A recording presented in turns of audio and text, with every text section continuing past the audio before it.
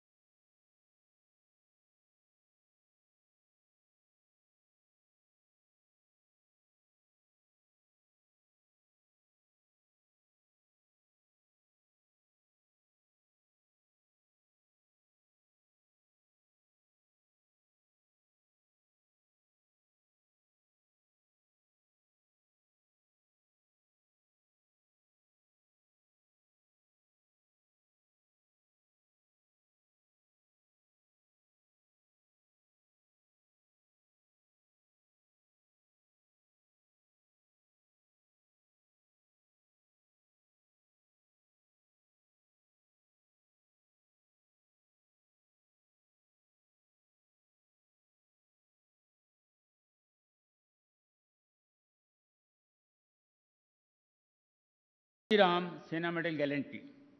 We would like to welcome each one of you by name, but due to constraint of time variable, I must mention only few names, and all those names which are not mentioned, take it that I have mentioned it. And you are very visible here. Your presence is felt by us. Shri Adesh Gupta ji, Adhyaksh, Delhi Pradesh BJP. Shri Anil Baluni ji, Member Parliament. Shri Mahend Pandey ji, Shri Vikas Pritam, and General Lumba is here? No. General R.M. Mittal, former DG Border Roads.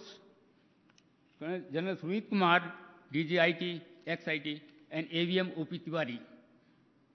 Then we have got Honorary Brigadier Dr. Arvind Lal, Padma Shri Awardee.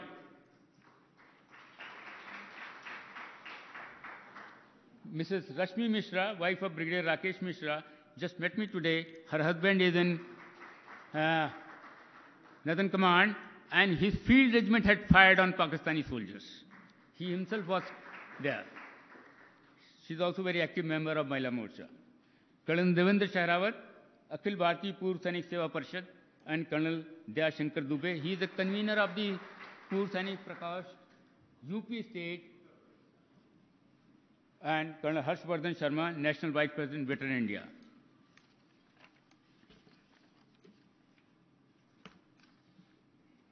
Ladies and gentlemen, we have assembled here for what?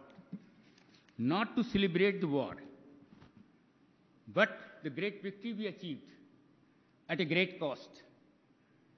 War is never celebrated. War is painful process, and winners or losers as well of the term in terms of precious lives lost and the country's economy which suffers. But victory is the end product indicator. As in the management we say, it is the indicator, end product which matters. And we celebrate the victory and pay tribute to those who fought fiercely and pay homage to those martyrs who lay down their lives for the sovereignty, suzerainty of the country. The victory came at a very high price. The official death toll on Indian side has been 527 killed in action, 1363 wounded, one pilot flight leader Nichika was captured but later released. But again, one pilot squadron leader Ahuja, when he ejected from MiG, when his MiG was shot, he was brutally killed by the Pakistanis. Normally, under the Geneva Convention, we don't kill, and it is a sin, but they did it. As per reports in Pakistan press, nearly 3,000 to 4,000 Pakistani army soldiers were killed. So the ratio was very high.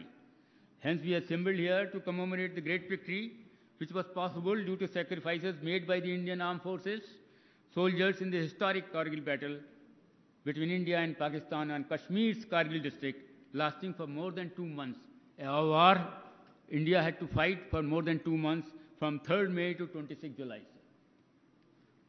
We got back every inch of our territory by recapturing all the Indian posts occupied by Pakistan surreptitiously in rugged mountains and inhospitable terrains at the height of 14 to 17,000 feet, where the temperature has been less than minus 20 to 30. It is not a very comfortable zone. Since then, July 26 is observed annually to commemorate the sacrifices made by soldiers in the war all over the country. It is not only in this place, all over the country we celebrate this. We recollect the historic battle scenes to our youth as an inspiration. That's why we got our NCC boys and girls here. That is a part of inspiration. And they will listen to us, and they're all aspiring to be in the NDA and IMA. The celebration of Kargil victory will not be complete without mention of few famous battles fought at the heights of 14 to 16, 17,000 feet, which has got no parallel in the history of world, except one or two like Haifa. The Battle of Tololing, the Battle of Tiger Hill. The Tololing Peak is a dominant position overlooking the strategic Srinagar-Leh highway, and that is what they wanted to cut off.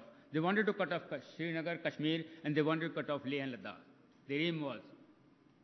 But somehow their nefarious designs did not succeed. During the whole conflict, our armed forces never crossed the LOC. The PM's direction at that time was, never don't cross the LOC, otherwise they had a plan to go across. But being in our territory, as per the late Atal Bihari Vajpayee, the then PM, our MiG-27, Mirages 2000, they fired so heavily that Pakistanis got nervous, and this constraint put by late Prime Minister put tremendous international pressure, and when Bill Clinton, then US President, forced Pakistan to withdraw the troops. Even China supported India, very surprisingly, and G8 nations also, that they must withdraw. Normally they don't support us on such issues. A number of officers and soldiers got gallantry awards.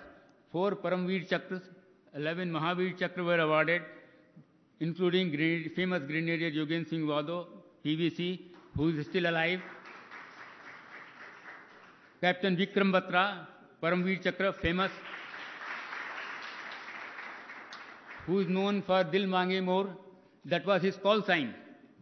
And Lieutenant Manoj Kumar Pandey, Paramveer Chakra posthumously.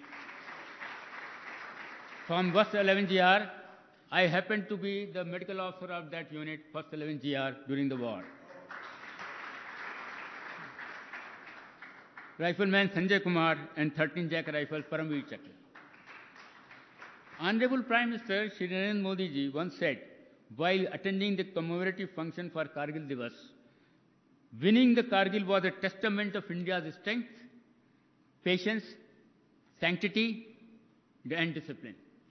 It was the victory of every India's expectations. We wanted to get back our territory, we got it back. Having reduced the subject of genesis of Kargil war and significance of Kargil Divas, today's distinct function, I will stop here. Now I request our chief guest, Shri J.P. Nadda ji, to give his udbodhan, please.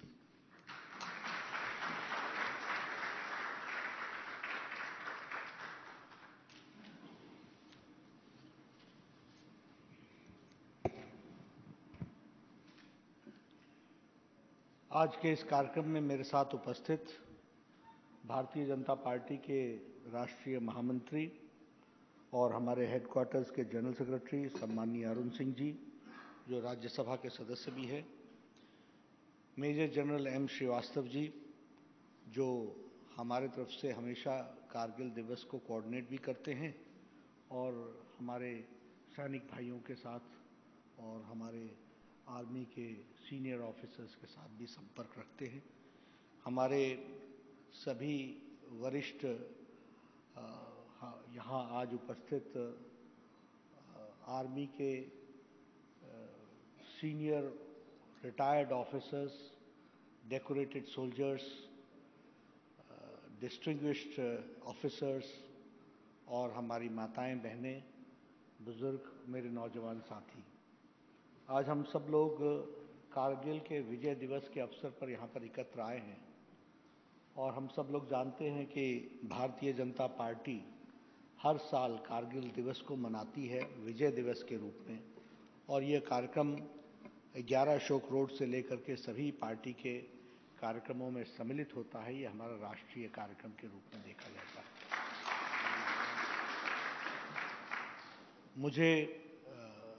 मेरा ये सौभाग्य है कि मुझे इस कार्यक्रम में श्रीवास्तव जी ने आने का निमंत्रण दिया और मैं भी इस कार्यक्रम में शिरकत कर रहा हूं। हमारी इच्छा थी कि हमारे भारत के रक्षा मंत्री आए, लेकिन पार्लियामेंट होने के कारण और पार्लियामेंट के बिजनेस होने के कारण उनका वहां से निकल पाना थोड़ा कठिन था। हमारे जनरल वीके सिंह जी, उन्होंने भी आना था, लेकिन आज उनकी रोस्टर ड्यूटी है, तो सबके तरफ से प्रतिनिधित्व करने की जिम्मेवारी मेरी ही रही, तो मैं आप सबके सामने हाजिर हूँ। यह दिवस हम लोग एक तरीके से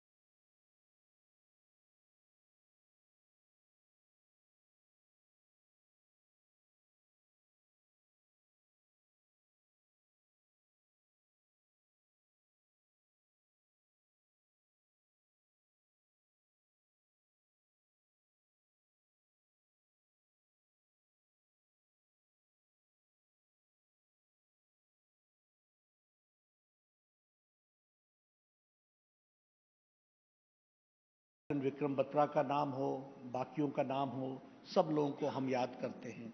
इसी वॉर में परमवीर चक्र के रूप में विक्रम बत्रा को जानते हैं, हम संजय कुमार को जानते हैं। और पाकिस्तान को एक तरीके से मुंह तोड़ जवाब देने का काम इस कारगिल वॉर में किया है। तो आज हम विजय दिवस में उन सारी बातों को याद भी करते हैं और हम ध्यान में लेकर के कार्य में जुटते भी हैं। मित्रों, जब आप लोग भारतीय जनता पार्टी के दफ्तर में हैं और यहाँ हम विजय दिवस मना रहे हैं, कई बार हम लोग यह कहते हैं, और ये कहना सही भी है, कि defence has got nothing to do with politics. ऐसा लोग कहते हैं। इन सर्विस तो ठीक है, क्योंकि यूनिफॉर्म फोर्स है और यूनिफॉर्म फोर्स को एक डिसिप्लिन तरीके से उनका जीवन और उस तरीके से वो अपने जीवन में रहते हैं, ये बात सही है। लेकिन हमें यह भी समझना चाहिए कि कौन से ऐसे नेता और ऐसी पार्टी है जो देश की सुरक्षा को कितनी अहमियत देती है और उसको कितना प्रायोरिटाइज करती है, और किसके आने से फर्क पड़ता है और किसके जाने से फर्क पड़ता है, इस बात को भी समझना चाहिए। मेरा परिवार डिफेंस का है। My uncle was the 736th Indian Army officer.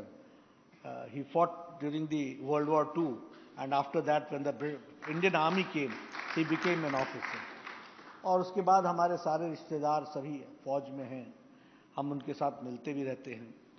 हम फर्क इस तरीके से जानते हैं कि एक समय था कि बॉर्डर पर गोली चलती थी, और एक समय था कि वहां से पोस्ट से सिपाही लांस नायक वहां से रिपोर्ट करता था अपने ऑफिसर को पीछे कि वहां गोली चल रही है, और ये ऑफिसर वहां से रिपोर्ट करते थे उधमपुर को, या मुझे अब वो नगरोटा को रिपोर्ट करते थे। नगरोटा रिपोर्ट करता था चंडी मंदिर को, चंडी मंदिर रिपोर्ट करता था दिल्ली हेडक्वार्टर्स को, और दिल्ली हेडक्वार्टर्स 10 दिन बाद बोलता था बताते हैं। यह सिचुएशन भी हमने देखी है। और आज जब प्राइम मिनिस्टर मोदी हैं तो कहा गया है कि जहां शक हो वहीं गोली चला दो, स्टैंडिंग ऑर्डर। यह फर्क है, यह हमको समझना चाहिए कि नेतृत्व के बदलने का असर क्या होता है। क्या मोराल होता होगा उस लांस नायक का जो बंदूक लेके के खड़ा है और जिसके पास असला है, जिसकी ट्रेनिंग हो रखी है, उसके आपने हाथ बांध रखे हैं, और वह बेचारा दिल्ली से कमांड मांग रहा है, और 10 दिन बाद कहा जाता है wait we will tell you. क्या स्थिति होती होगी। मैं बादामी बाग के आर्मी कैंटोनमेंट एरिया में रहा हुआ आदमी हूं। मैंने देखा है इन्फिल्ट्रेशन के हाई टाइम में 1989 में लाल किले पर, लाल चौक पर जब झंडा फहराना था तो उसके इनकॉग्निटो मैपिंग करने के लिए मैं गया था। और उस समय जब मैं बादामी बाग के कैंप में गया था तो वहां हर 30 या 40 मिनट बाद एक हेलीकॉप्टर आता था, लैंड करता था उसके फील्ड में। उसमें से पेशेंट उतरता था। अगर उसने हरा कंबल पहना हुआ है या लाल कंबल लगाया हुआ तो जिंदा है। दूर से अगर उसने व्हाइट है तो इसका मतलब बेचारा शहीद हो चुका है। यह स्थिति भी मैंने अपनी आंखों से देखी है। मैंने वो भी स्थिति देखी है कि एक टेररिस्ट इस देश में आने के बाद 2.5 साल तक वह यहां पर उत्पात मचाता था। आज किसी भी टेररिस्ट की भारत में 1 से 1.5 सप्ताह से ज्यादा उसकी उम्र नहीं है। इस बात को समझना चाहिए। ये वही फौज है, ये वही कर्तृत्ववान लोग हैं, लेकिन नेतृत्व अगर ठीक नहीं होता है तो 2.5 साल तक उत्पात मनाता है, और जब नेतृत्व सही होता है तो 2.5 हफ्ते में शांत कर दिया जाता है। यह भारत फौज की कमाल है। इसको हमको समझना चाहिए। और इसीलिए जब हम बात करते हैं तो हम हमेशा कहते हैं, अब मैं इस समय कोई राजनीतिक बातचीत नहीं करना चाहता, लेकिन हां, OROP का विषय तो 1971-72 का है। जो ऑनेस्टली प्रधानमंत्री मोदी जी ने जो कमिट किया उसको करके दिया, लेटर और स्पिरिट में करके दिया। मेन स्ट्रीमिंग करने का प्रयास हुआ है।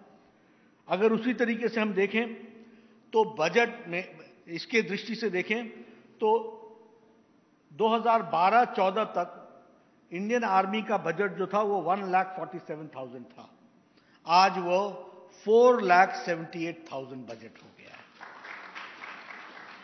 और इतना ही नहीं है, इसमें से 1.3 lakh crore has been specially kept for the development of Indian army as far as equipment is concern, as far as the striking rate is concern, striking capacity is concern, उस पर खर्च हो रहा है। उसको भी हमको समझना चाहिए, उसको भी हमको ध्यान में रखना चाहिए। और राष्ट्रीय सुरक्षा हम लोगों के लिए सबसे महत्वपूर्ण है। इतना ही नहीं, चाहे वो नागा अकॉर्ड हो, चाहे वो बोडोलैंड अकॉर्ड हो, इंटरनल सिक्योरिटी का विषय हो, इसमें भी प्रधानमंत्री जी ने बहुत इनिशिएटिव लेकर के इनको भी सेटल किया है, ताकि हमारे फौज के लोग वह एक्सटर्नल सिक्योरिटी के काम में, बॉर्डर की सिक्योरिटी में लग सकें और इंटरनल प्रॉब्लम्स को हम ज़्यादा से ज़्यादा सॉल्व कर सकें। ये बात भी हमको ध्यान में रखनी चाहिए और इंडियन आर्मी ने उसको बखूबी निभा करके दिया है। कल हमारे संगठन मंत्री वो श्रीनगर गए हुए थे, जम्मू कश्मीर, वहाँ से लौट के आए तो मैंने उनसे पूछा कि कैसा रहा आपका एक्सपीरियंस। उन्होंने कहा कि बस खबर मिलनी चाहिए, इंडियन आर्मी 8-9 दिनों के अंदर कॉर्डन करके टेररिस्ट को समाप्त कर देती है, सिर्फ खबर मिलनी चाहिए। ये फर्क है। This is the ground situation which we have to understand how policy makers when make a difference, किस तरीके से नीति बनाने वाले लोग परिवर्तन लाते हैं जीवन में, इस बात को भी हमको समझना चाहिए।